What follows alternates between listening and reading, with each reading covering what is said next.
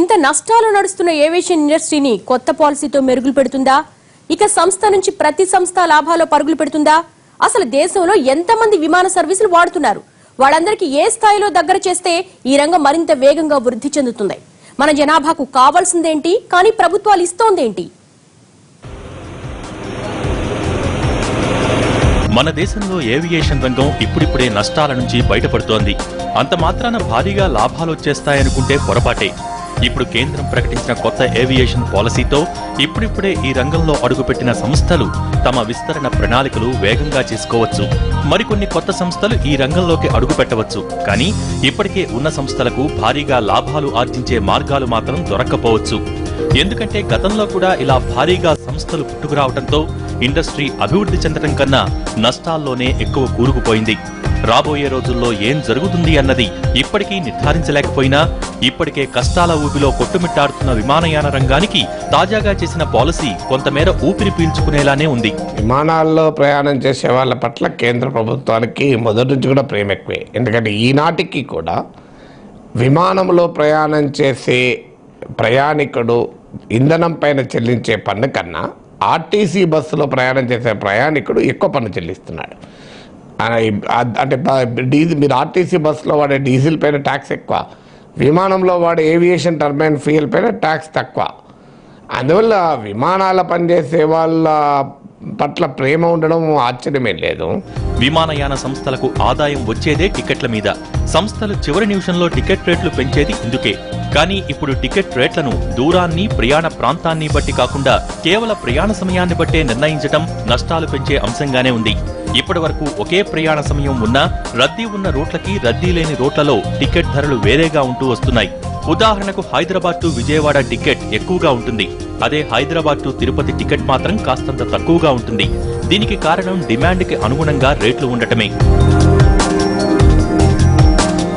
కానీ ఇప్పుడు ఈ పరిస్థితి మారిపోయే ప్రమాదం కనిపిస్తోంది.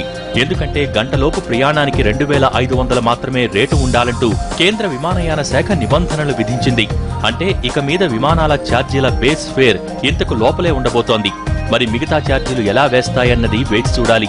ఒకవేళ ఇలా టికెట్ రేట్లు తగ్గించడం వల్ల వచ్చే నష్టాల్ని పూడ్చుకునేందుకు బేస్ ఫేర్ మీద టికెట్ బుక్ చేసి ఆపై క్యాష్ బ్యాక్ ఆఫర్లిచ్చే అవకాశాలు కనిపిస్తున్నాయి.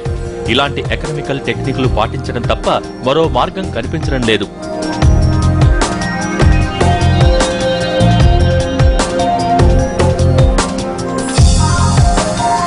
ఒక్క రేట్లు తగ్గించడమే కాదు, దానితో పాటు కనెక్టివిటీ లేని ప్రాంతాలకు కొత్త మార్గాలు ఏర్పాటు చేయడం, అక్కడ ఎయిర్పోర్ట్లు నిర్మించడం, విస్తరించడం మీద దృష్టి పెడుతోంది. ఇది తప్పని, మంచిది కాదని ఎవరూ అనరు. కానీ మన దేశ ఆర్థిక విధానాలకు అనుగుణంగా చూస్తే విమానయాన సంస్థల కన్నా రైల్వేలను అభివృద్ధి చేయాల్సిన అవసరం ఎక్కువగా ఉంది. మన దేశ జనాభాలో విమానాల్లో ప్రయాణించే వారి సంఖ్య కేవలం 3.5% మాత్రమే.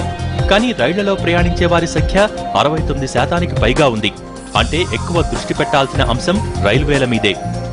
సో ఇక్కడ అసలు ఇప్పుడు ఉన్నటువంటి ప్రజలు ఎక్కువగా ఉపయోగించేటటువంటి రైల్వే వ్యవస్థలో సౌకర్యాలు ఎక్కువ లేవు. నెక్స్ట్ ప్రజలు ఎక్కువగా ప్రయాణించేటటువంటి స్లీపర్ క్లాస్ కానీ, నెక్స్ట్ అన్రిజర్వ్డ్ ఏవైతే బోగీలు ఉన్నాయో వాటి సంఖ్య పెరగలేదు. సో అట్లాగే గరీబ్ రథ్ ఏదైతే ఉందో వాటి సంఖ్య పెరగలేదు. సో వాటి మీద ఎక్కువ దృష్టి పెట్టి, రెండోది అలాగే విమానాశ్రయాల్ని అభివృద్ధి చేయడం ఖచ్చితంగా అవసరం. కానీ ఎంత మేరకు అవసరమో అంత మేరకు వాటిని అభివృద్ధి చేస్తూ మిగతాది ప్రభుత్వం ఈ 126 కోట్ల జనాభాలో అత్యధిక శాతం 70, 80, 90% మంది ఉపయోగించేటటువంటి రైల్వేలకి ఎక్కువ ప్రాధాన్యత ఇవ్వాల్సినటువంటి అవసరం ఉంది.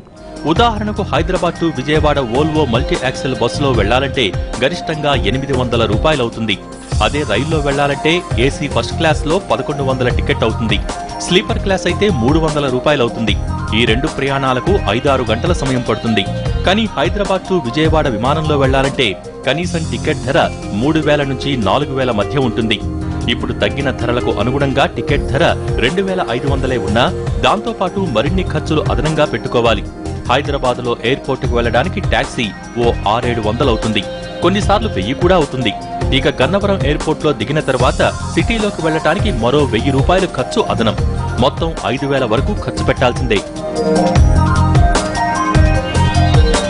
ఇక ప్రయాణ సమయం కూడా 5 గంటలకు దగ్గరగానే ఉంటుంది.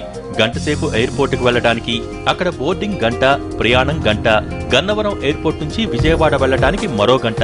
అంటే కనీసం 4 గంటలు పడుతుంది. కానీ ప్రయాణ ఖర్చులు మాత్రం 5-6 వేలవుతాయి. అందుకే హైదరాబాద్ నుంచి విజయవాడ వెళ్లడానికి ఎక్కువ మంది బస్సులు లేదా రైళ్లను ఆశ్రయిస్తారు.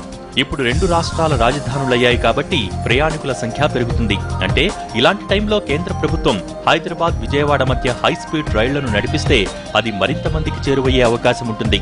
నిజానికి మన దేశంలో రైల్వేల వ్యవస్థ చాలా దారుణంగా ఉంటుంది.